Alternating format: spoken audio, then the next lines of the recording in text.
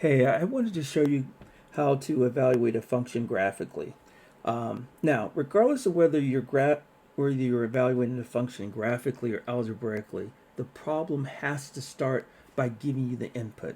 So in this particular example, the input is going to be a -5. So what you're going to do is you go to the graph and you're going to draw a vertical line at a -5 until you hit the graph.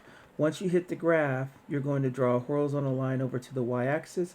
That's going to be your output. The output is 7 for this one.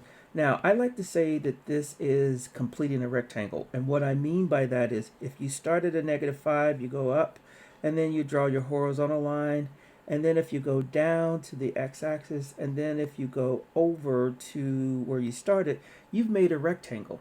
Now, but because you are always going to be given the x and y axis, you only need to draw two lines to make a rectangle. And the second line, the horizontal line, is going to be the output. So let's look at another example.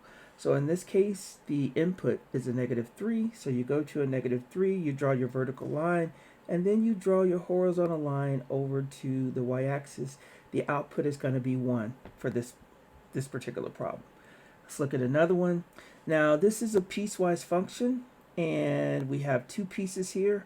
We have this, and we have three pieces. We have this little piece here, and then we have this piece here. So, but we're going to do the same thing. The input is a -4, so you're going to go to a -4, and then we're going to go down to where we intersect the graph, and then we're going to draw a horizontal line. Oh, that's not horizontal. We're going to draw a horizontal line over to the y-axis. So in this case, the output would be a -5. Let's look at another one. Okay, here's another one. It says this one also has an input of a -4. We have two pieces here. I'm going to change the color. So we're going to go to a -4, and we're going to go up to where we hit the graph, and then we're going to draw our horizontal line over to the y-axis. So the output in this case is going to be 6. Now, here's one of the things I wanted to show you guys.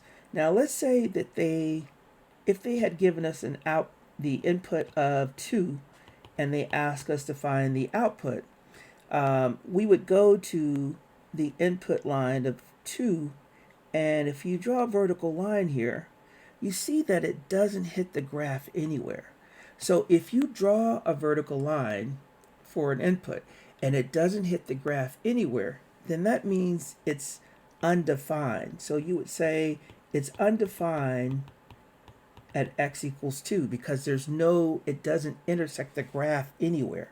And the reason I'm doing that is there are a couple of delta math questions where they're going to give you a function and an input, and it's not going to hit the graph anywhere. So don't be surprised. It just means it's undefined. All right, guys, that's it.